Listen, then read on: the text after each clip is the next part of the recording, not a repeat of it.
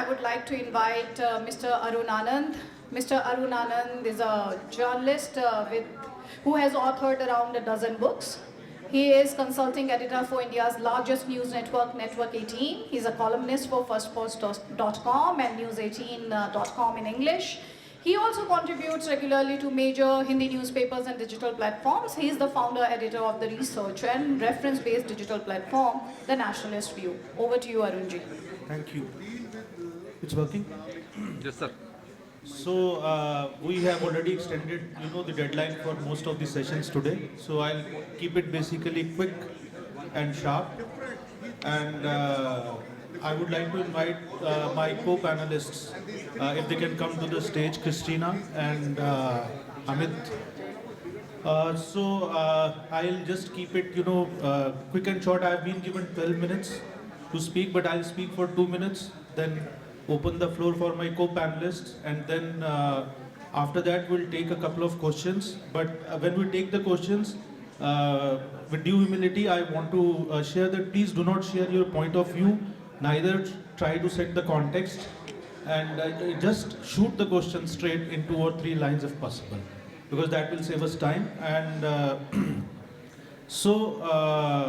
as we all know, climate change, it knows no borders. Interestingly, it is one issue, or it is one of the few issues on which there is a global consensus. But it is also one of the few issues on which there is a great global divide. So I have 2 panelists with me, and I'll start with Kristiina. And Kristiina, I just want to, I have a couple of questions for you, that because the biggest challenge in terms of building global consensus on climate change is the cost of green technologies. The South is saying that the cost is too high, the North is saying that they have to implement that, so then there is issues of subsidies. So my 2 questions to Kristiina are, how can governments arrive at a global roadmap to address climate change issue, and how can the cost of green solutions and technologies be reduced? Kristiina will make a presentation, will speak through a presentation, please. Thank you. Good afternoon. My name is Kristiina Mardi, and I'm invited here from Denmark. I'm not a political speaker, so I'm an academical type, and authority that are dealing with the surface water and the water bodies and the achievement of the good quality status in the water bodies in Denmark. So the climate change is a global issue. And in Denmark, rising sea levels, and it's also globally, extreme weather events and resource scarcity. Denmark is surrounded by the sea, west, east, north.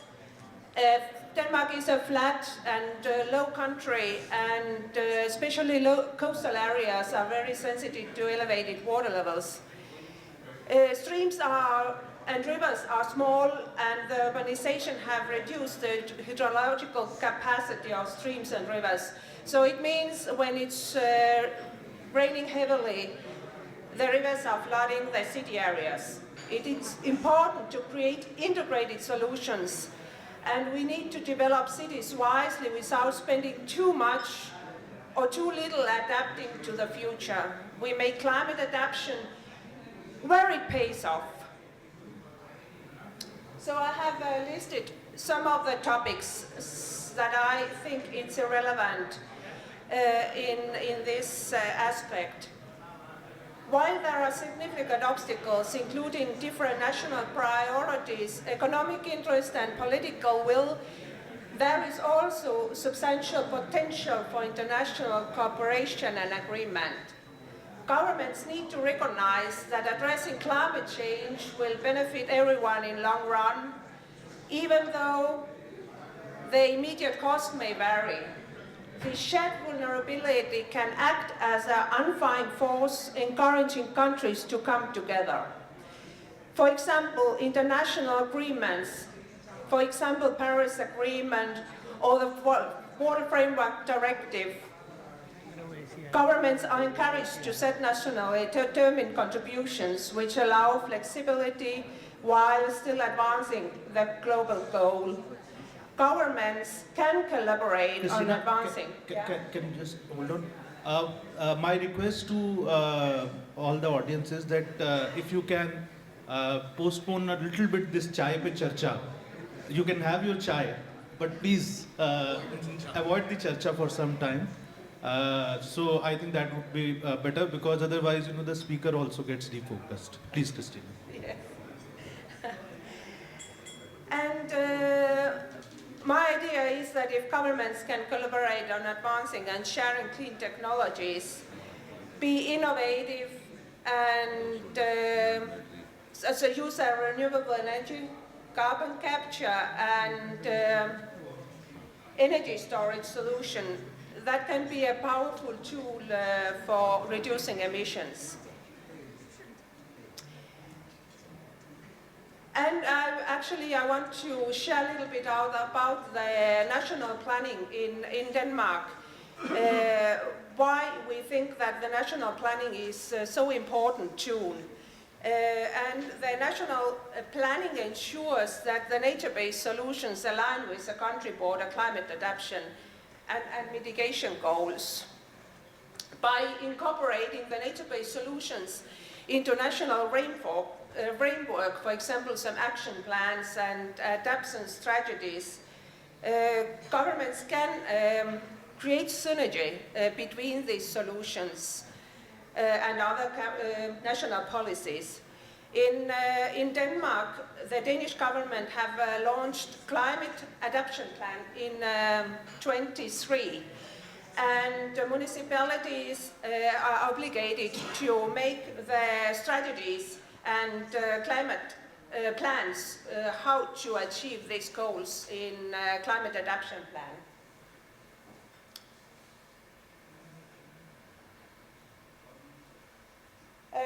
So it's also very important that the government is also making the guidelines how to make these plans. So I would like to appoint that we have also reached two very important... Oh, it's not working. Yes, here it comes. It was signed by our government just before the Christmas, and it's very, very important goal to achieve. And actually, it's including the nature restorations, the world first carbon emission tax for agriculture. And this agreement will initiate the last transformation of the Danish landscape in over 100 years. So the municipalities are actually obligated to make the goals and plans according to that tripartite agreement. So it's a goal and task that we are obligated to do. So I would also like to give a very short overview about the planning hierarchy. Sorry, the slides. Yes. In Denmark, we have three-level planning hierarchy, and the national planning is making the guidelines and legislations, and the municipalities are making the municipal plan, and the municipal plan is a planning framework. Local planning implements a municipal plan and regulates specific city development areas. And the municipal plan, it's like an umbrella plan where all the visions and guidelines are described, and it involves also to make all the strategies and action plans, as the climate action plan, as the nature protection plan, as the leisure plan, and so on. The strategy is focused on synergy. We don't actually want to see the water as a problem, but a solution. So we want to get the water on the terrain when it's possible and necessary, and we want to make more space for water. Politically, it's also important to have a vision. So in Aarhus, we have a political vision to make the city more green, more livable for citizens to be. So we actually have to achieve the vision and the goals in this political agenda.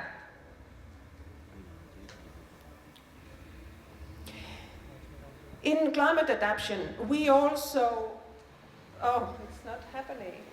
Yes. And in climate adaptation, we also, as I mentioned, that we plan wisely. So we also seek the areas where we can make the climate adaptation cost effective.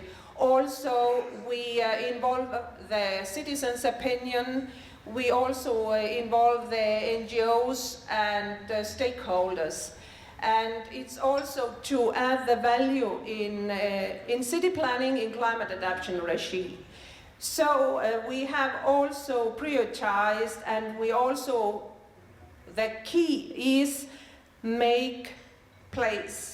We know that developers, they want to earn money, they want to build more, but in the other hand, they can see that actually if they had made place for water or the problems, they would have saved much more money.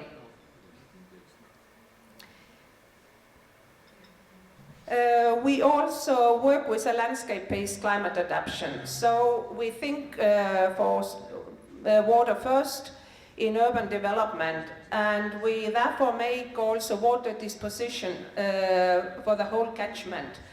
And we also try to respect the natural flow classes, create better time and space for water throughout the cycle.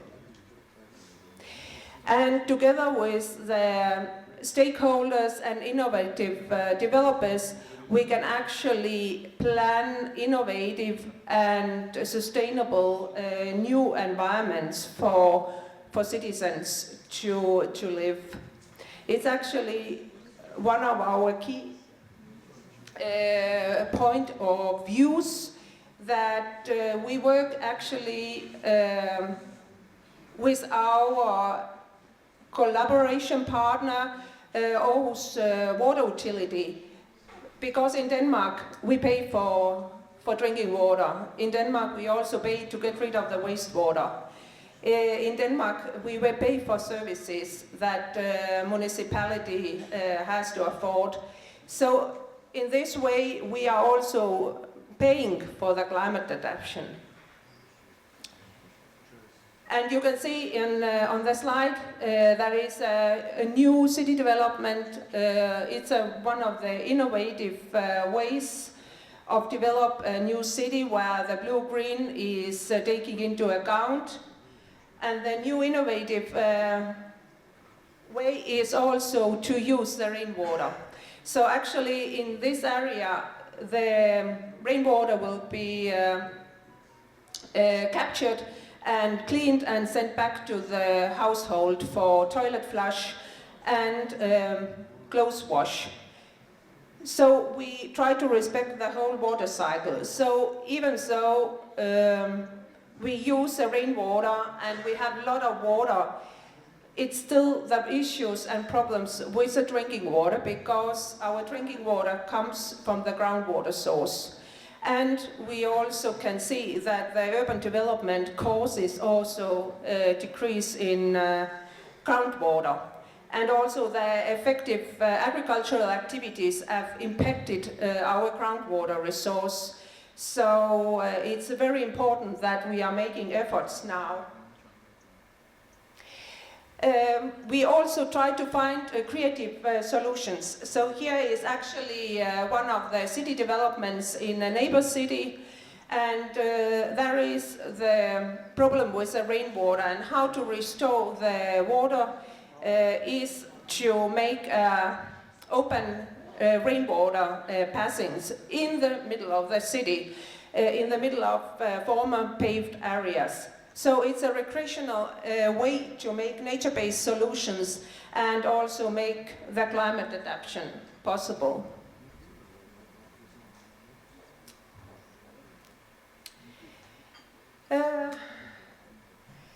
Denmark and India have signed the collaborational partnership, and the partnership builds on concept on the existing agreement, established a joint commission for cooperation between India and Denmark. We are working together with Rajasthan area, so it has been signed a memorandum of understanding with the city of Aarhus. And we cooperate with each other for quality in urban drinking water sector, reduction in non-renewable waters by increasing efficiency of distribution mechanisms, coordinating management of water resources, groundwater, digitalizing, planning and recycling of wastewater management, green solutions for rejuvenation of rivers. And this assignment will be effective until 2030. So my answer is that government shall foster cooperation between public and private sectors to scale up climate actions, a powerful driver of a change through sustainable practicing, innovation and funding. So we should share knowledges. The global roadmap is possible, but it will require instrumental process, flexibility and adaptability. The roadmap must address the diverse needs of different countries, particularly the most vulnerable ones, and ensure that no nation is left behind. In Denmark, we also collaborate with neighbor countries from Baltic Sea region, where we actually have came together to find out the operational model for planning, design and implementing nature-based solutions. And the knowledge that we are gaining through this collaboration, we also bring it to our collaboration in India. So we can consider the worldwide collaboration in this way. And also I choose to point out how will be with the financial model. So I will especially want to share, we have a project where we have to find or we have to establish water and nature parks. Actually, it's areas where we have to protect our groundwater. And how to finance that.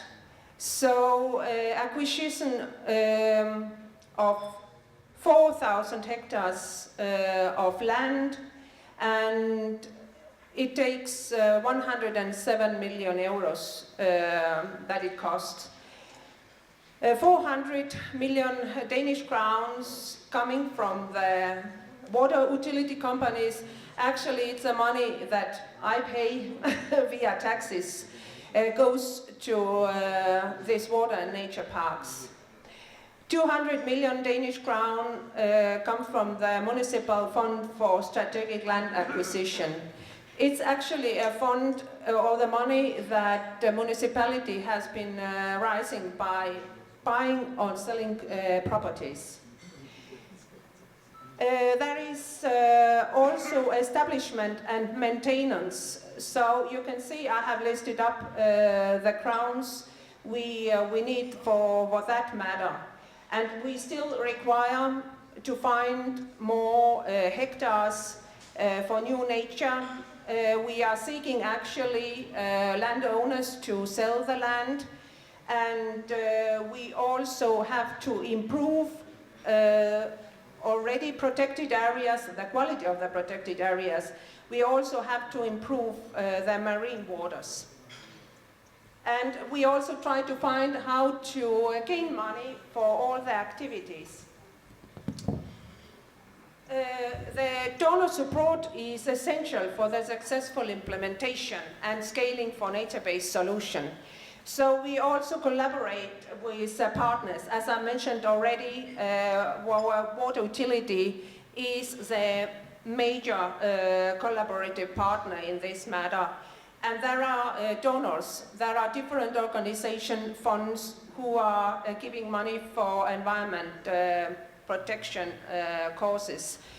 And it's also, we are working together with different companies, businesses, because it's also national goal to reduce the CO2. And who doesn't want to be green in Denmark? Every company and business actually would like to have a green profile. So, and they have to find the way how to give their achievement for the nature purpose. So they would like to collaborate in this matter. So harnessing the synergies between the private and public sectors is essential to making affordable climate finance available to emerging and poor economies. Both sectors can contribute their strength. Governance can provide policy frameworks and de-risking mechanisms, while the private sector can bring innovation, efficiency and capital. So we don't also, we have to also remember all the universities and the innovative institutions in this case. So according to our respect for the time, I prepared more, but I think I would like to give also word I had to... actually already written the message, so I'm just holding it back. Thank you. Thank you. See, one of the key questions or one of the key bone of contentions between the developed and the developing world over the issue of climate change is that the growing economies, they need basically more power. So power consumption based on fossil fuels, so that is basically one of the major bone of contention. Now, is there a solution, is there a middle path to it? So I would request Amit to speak about energy storage, which may be able to provide a middle path to it. So if you can kind of demystify what exactly is energy storage briefly, and what are its various dimensions, can it help to reach global climate goals, how it will impact different industries, and is it cost effective, is it practically implementable?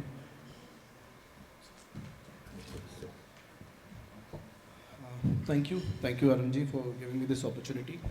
So I think I'm going to break down your question into few steps. First is, what is energy storage? So energy storage is any device which can store energy for a longer duration is an energy storage device. Batteries are the most common example of that, but there are other technologies as well, like fuel cell technologies, hydrogen, supercapacitors. I am incidentally CEO of India's largest supercapacitor company, Surge Supercapacitors. They're also energy storage devices. They are more into power. You pressed upon an issue which you said that between developed and developing economies, the control over power is the most important aspect, especially with the failure of Paris Agreement that has come to the fore, and people are seeing this big time now. I think that the time has come when we'll have to understand that energy storage or energy per se is going to be the oil and gas of future. Whoever controls the energy storage will control the future of power and its dynamics in the world. Currently, I would say China is number one, and China has done immense amount of contribution in the field of energy storage. In fact, I have no qualms in accepting that the world's best electric cars are Chinese, and they're going to dislodge all the Teslas of the world and the European car industry very, very soon, if they're not doing it already. The best batteries that are coming from to the world are Chinese, and they have invested a lot of money, resources, time into developing these batteries. And I feel that they deserve all the credit that they've got. Where we stand now is perhaps that we've got an immense opportunity to develop our own technology and to have a collaborative approach towards the technology sharing agreement as per the Paris Agreement. And I was just reading this carbon market mechanism of the Article 6 of Paris Agreement, which says that you can share carbon credits and there could be cap on the greenhouse emissions that we can put. But I really do not think that that is a very, very good effective mechanism, because you cannot ask a developed and a world leader like America to put a cap on their green emissions, wherein the industrial lobby of oil and gas lobby has brought the President Trump to power. So this is the first thing that he did when he became the president, was to move out of the Paris Agreement. Why he did that was because he didn't want to have any caps on them, on the green emissions, on the CO2 emissions to say. Now where we land now is we have to have our own collaborative approaches. We have to have our own Paris Agreement, so to speak, between countries which share a similar philosophy when it comes to energy storage. Energy storage, like I said, it's not just a matter of economics, but it is also incidental, that anybody who has the energy storage upper hand will also have a geopolitical upper hand in the world. Because there's a fantastic book by the title of The Last War. It says that the next war, which they mentioned, the next Indo-Sino war, the Indo-Chinese war, is going to be cyber. It's not going to be on physical grounds. So I feel that there lies the future. I think whoever has the technological upper hand, whoever has the economics of scale when it comes to maintaining the energy storage, will have the upper hand geopolitically as well. Yeah. I just want to ask you, can only electric cars be run through energy storage, or can factories also be run? Oh, Big absolutely. factories. Big factories can absolutely. Is it actually basically cost effective? Are there any examples in India? Apart from China, do you see any other examples where, and what kind of, because ultimately batteries also, they are not so environment friendly. So of course it's the differences between, probably the lesser evil you choose. So how do you look at it basically, for our audience, if you can, demystify it a little bit more, that okay, these are the plants which are running, and especially in Indian policy, because you work as CEO of the largest private player in this field. So how do you look at the policy apparatus? So you asked that whether we can run industries also in energy storage. The answer is yes. And whether it is cost effective right now, I would say no. But that is going to change very soon. I think we must also know that there is a PLI, which is a production linked incentive plan that is going on in India. I think that was not the correct way to do it. It's like putting the cart before the horse. Production linked incentive would have worked if there was first capital linked incentive in setting up the plant. Because setting up battery plants, supercapacitor plants are extremely expensive. If you look at the PLI scheme of 2023, only 4 companies in India could actually qualify for that PLI scheme, and out of 4 of them, only 1 has been able to establish a factory. So you see where we are. The point is that the only way you can make that possible is by economics of scale, and for that you would need a policy change. Like I said, a capital link incentive policy would have been great. In that case, you would have been able to compete with the other developing nations which are working on technology. I was just discussing with a colleague of mine that the European, the European way forward for developing their own technology and their own battery companies failed miserably, and they wasted billions of dollars in that process. Northvolt is a very, very big name in the battery energy storage technology, and they have filed for bankruptcy a couple of months ago. The point that I'm trying to make here is that, of course, we need money, but we also need to be very, very intelligent with what we're going to do with it. So I think that way, if we go ahead and we are able to bring, the scale part of it in the energy storage, it is quite possible that you can 100% transition to electric. your biggest contributor to pollution in India is your grid. The grid requires fossil fuels to burn. You're burning fossil fuel to get electricity to your homes. I think the transition from fossil fuel to renewable energy in grid is the primary goal that we should all aim for. India has around 3.5 gigawatt hour or maybe 5 gigawatt hour energy. India's grid is somewhere close to 350 gigawatt. So we've got a long way ahead of us, and I think that while we do this transition, grid resilience and grid stability and all these factors, even cyber security for that matter, are going to be an important factor while we are transitioning. Thank you, and I'll open the floor for questions, and I'll add, there'll be 2 questions which we'll take, and I'll add the 3rd question, and my question would be for Kristiina. So the rest of you, if there are any questions, so please raise your hands. Can somebody give sir the mic, please? Sir, it has to be a question. Yeah, it is a question. When the cost of 1 megawatt of solar power is around 3 crore rupees, and to change into battery, supported system, you have to at least multiply it by 3 or 4 times. So economic of scales of the manufacturing, that I think that was the question put to you. So can you address that? Thank you. Yeah, absolutely. You're right. The economics of scale are very important when you are talking about megawatt and gigawatt hours. So, and this is a famous saying in the supercapacitor industry that we are not in the business of kilowatt hour, we are in the business of megawatt per second.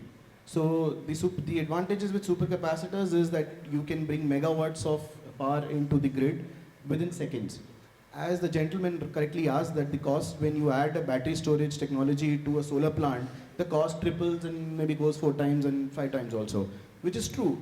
But the reason behind that is, sir, because the battery storage technology in India is extremely niche, and we do not make our own cells, which is primarily the reason why which we are not able to compete with the likes of China and Korea, who have put in 15 years of money and resources into developing their own technologies, and they have now reached scales where they have the potential to dump million cells on your ports and basically bring down the cost of the energy storage. But by that, see, understand that if they have that supply chain control, and they have the supply chain control, then you will never be able to determine the price of the electricity that we are paying, because that will be determined by the cost of the cells that we are buying. So, and there is no other option on this. There's a famous saying that the future wars will be fought over water, and then we'll call Kristiina a defense expert when that happens. So what I mean to say is that this transition is obvious, we have to do that. The cost may not be in our favor right now, but as we grow and as we put our efforts into subsidizing and incentivizing, I think we'll be able to match up to that. Thank you, Amit. And Kristiina, I just have a quick question, and along with that, if you want to add any closing remarks, you can, then we'll wrap up the session. You gave a presentation about something which you are doing in Denmark. What's your experience? Do you think that things which are being done in Denmark, they are replicable for countries like India? Because that has always been a big debate, that new emerging technologies or new experiments or new processes which are set up, in developed world or in relatively demographically and geographically smaller countries which have got different kind of challenges. So do you think these kind of processes, and how much of them are replicable for a country like India? Kristiina, can I add something to this point? Yes. Right. So I originally come from a state of Jammu and Kashmir. We've talked about it, at length here. But for some other reasons, I'm going to ask this question to you. So we lost Asia's largest freshwater lake, which is called Wular in Kashmir. Huge, capacity. We've not been able to treat Dal Lake, which is very famous in Kashmir.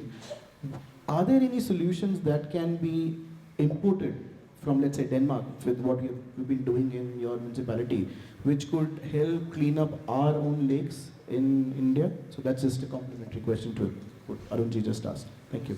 Yeah. Thank you very much for good questions. And actually, some of the things are replicable, and we are actually doing that already in our collaboration. Tomorrow I'm flying to Udaipur, where we continue to work with a river rejuvenation project, where we are using a nature-based solution. At least we try to use the nature-based solution as much as possible. In a Ayat river system is an overflow channel, where we also tried to make the overflow channel more recreational for the citizens to be. So it's our way of collaborating and showing like how probably can be done if we can replicate or we tried to use or we can share the knowledge that we already have learned in our process, because the way that we are doing things now, it has also been painful. So it doesn't have to look so much back, so that we have been struggling. But I think the keynote is also that you have to put the qualifications together into the group. It's a hard teamwork. So, and it also needs a lot of planning and choose wisely, as well as you have to get citizens also to give the opinion. So we would really like to share our knowledge, also that you can do the steps without making the same mistakes that we have done, because also mistakes are done, then you learn something from mistakes. But according to restore some of the lakes, that is also actually we've been discussing in our working group if it's possible, but I think we tried to reach that point that it can be actually achievable, but it needs also in that we have also the national level, all the municipals, all the authorities on the same level, because we can see that there is a lot of potential, there is a lot of effort, and people are eager actually to do something. So I think the national planning should be also planned into it. But of course, we are also aware of the challenges that the climate change will bring, that the water will be more scarce in India and as never before, I think. And it also be the issue in Europe countries. And in this way, we try to at least find solutions that can help us further. But what I have been very impressed here in India, while we've been looking around and getting knowledge, that actually India has a lot of ancient knowledge that you have been using your national resourcing very wisely. I think it's probably time to awaken this knowledge and take it back to awareness. So I have been really impressed by seeing how much actually nature-based solutions you have been using in older times. So I'll wrap up this session with just a bit of information. I think most of the Indians, our Indian friends would know about this, but probably our friends from abroad might not be knowing it. But the great thing is that a large number of spiritual organizations of India, like Isha Foundation, like Art of Living, so they have done phenomenal work in terms of reviving the water bodies. They have revived a number of dozens of basically rivers, small rivers, ponds, water resources at the local level, and they are doing it without any, creating too much of cacophony or striving for awards or making presentations or. So it's a great, as you said, because this whole thing is, kind of protecting environment or climate. So it is deeply rooted in India's civilizational values, as Tejendra Khanna sir was saying yesterday. You know that the weight, because of our 10,000-year-old civilizational path. So we have kind of an advantage, and we need to leverage that advantage. And before just wrapping up, because if you see, most of our festivals are actually basically rooted around or rooted into the worshipping nature or protecting the nature. For example, in January we celebrate Makar Sankranti, which is basically you are worshipping the sun. Then Pongal also, basically you are worshipping the sun. Then in February we celebrate Basant Panchami, which is basically again you are celebrating the nature. Then Baisakhi. So you look at, in fact, very famous festival Bhai Dooj. It is basically about the relationship between river Yamuna and her brother Yam. So Yam offers prayers and food and worship basically his sister, which is nothing, her sister, which is basically river Yamuna. So we have deep, kind of deeply culturally we have imbibed this thing, but unfortunately we have misused it also, in the sense that, like Ganesh Chaturthi. So it's a very famous festival in India. Again, Ganesh is also a symbol of nature. And what we did while celebrating Ganesh Chaturthi, we started making idols of plaster of Paris. And we basically started immersing them in the rivers and started polluting them. So I'll wrap up this session with these few points. And thank you so much to my co-panelists and the audiences for being here and hearing that. And thank you, Abhinav. And thank you, Usanas Foundation, for inviting me. Thank you.